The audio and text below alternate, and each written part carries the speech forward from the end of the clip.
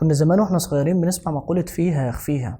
بس هو في واحد في مصر طبق المقولة دي حرفيا. بصوا بقى، عشان احنا حرفيا شعب يحكمنا الخوف. كل ما اطلع اتكلم عن مرتضى بس يا ابني لا يحبسك اسكت.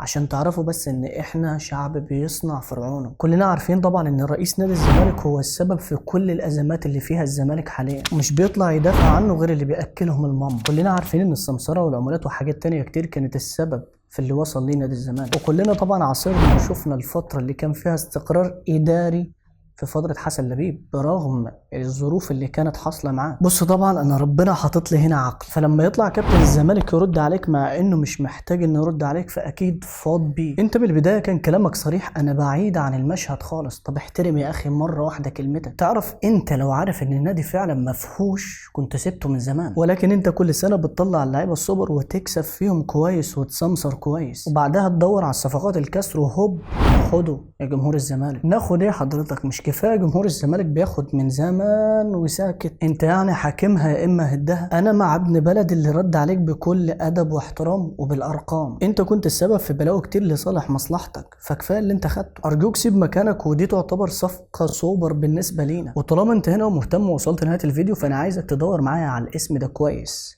العرجاني ومرتضى منصور، عشان الفيديو الجاي هكلمك عن حاجة هتعرف بيها الدنيا ماشية ازاي. عايز اعرف رأي جماهير نادي الزمالك مع او ضد رحيل مرتضى منصور.